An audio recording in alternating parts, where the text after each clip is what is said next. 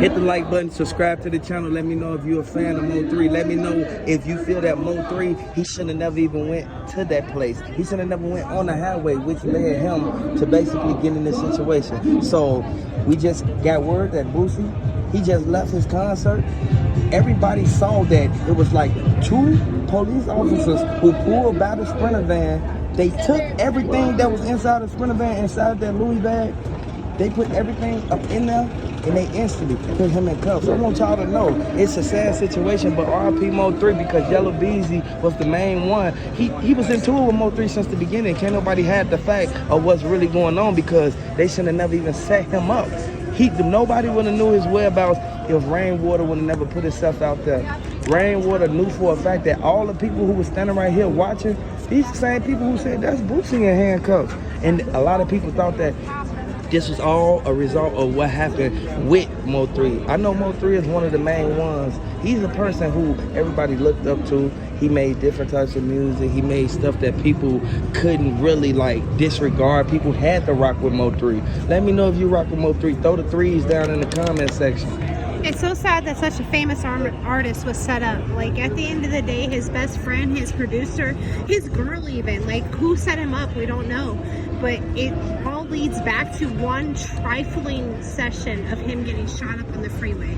At the end of the day, he should have checked who was in his circle. He should have made sure that he was good on every level. Where was his security? Where was his armored car? Like, come on, he could have easily avoided this incident. His stash box was emptied.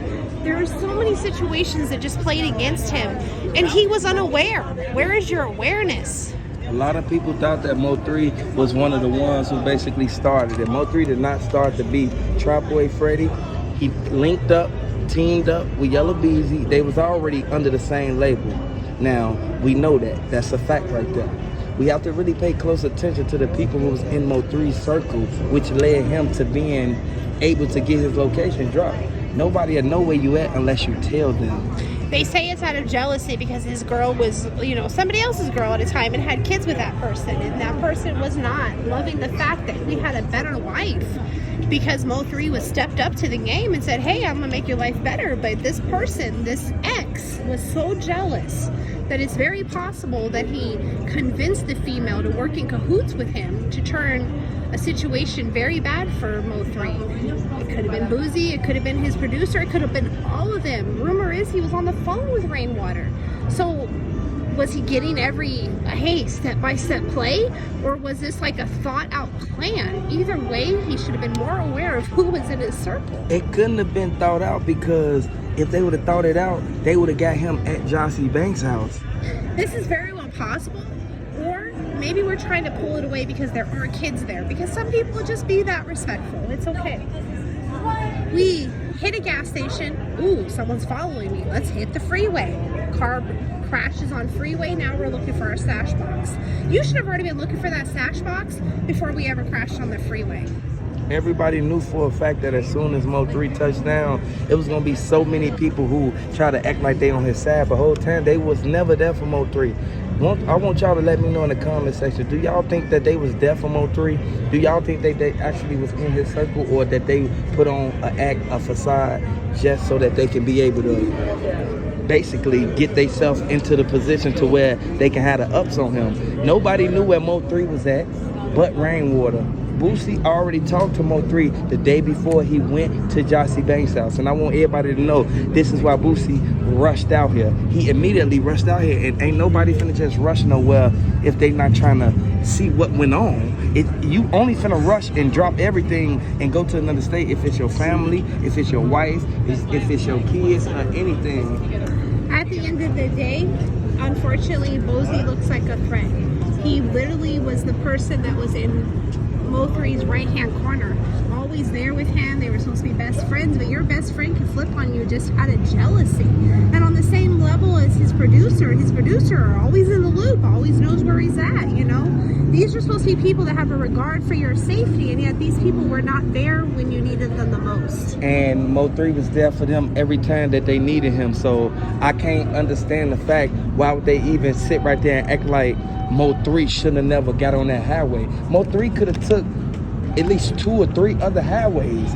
he was on his way to see Rainwater, and Rainwater, it literally is the person who needs to be held accountable for this. I want y'all to drop in the comment section, do y'all think Rainwater need to be held accountable? He could be locked up on the charges that he locked up on, just basically going out there to basically try to stalk the lady. He went and stalked the lady, and this is why he got himself in that situation. He wanted Mo3 music, the unfinished music that Mo3 had at that lady house. The lady was the one who was keeping everything guarded for him. He tried to breach the security, and this is what she called the police. You know, jealousy and greed is what's going to take the most out of anybody. And for Rainwater to act the way he acts, instead of being on a producer level and having best interests at heart, he started moving on a jealousy level and a greed level. And he probably talked to the baby mama. He probably talked to, you know, the best friend. And whether what freeway that Mo3 got on, you know, I think they were going to follow him either way. There was a price on his head, even though nobody wants to admit it. And a lot of people knew for a fact that you can go and ride somewhere. You can go and ride wherever you want to ride. But for a person to know the exact details, and I want y'all to let me know, drop the 999s in the comment section and hit the like button if you feel that it was too many specific details that was being said, which led them to be able to even get the ups on Mo3. So I want y'all to really pay close attention and let me know in the comment section, do y'all really feel that Mo3 could have avoided all this? They could have instantly avoided this. They lamped on Mo3 for all them hours and then popped out on the E-way. They knew he was getting on the ramp. He was on the phone with Rainwater. So what they saying is like, they looking at it like Rainwater must have had somebody by him who had a phone on speakerphone with the people who was in a black Camaro, who basically was already following Mo3. They didn't want to get up too close. That's why they stayed 3 cars behind him. If they would have got any closer, Mo3 would have hit the gas and got up out of there and took the shoulder of the road. He would have never just kept driving regular, knowing that they after him. At the end of the day, Mo3 called the person who he thought had his back the most, the person he put the most trust in, and this was the person to set him up for failure. He could have absolutely gotten away on the freeway had there not been an incident, and it really wouldn't have mattered what freeway he took, because I mean, the car has power, come on now.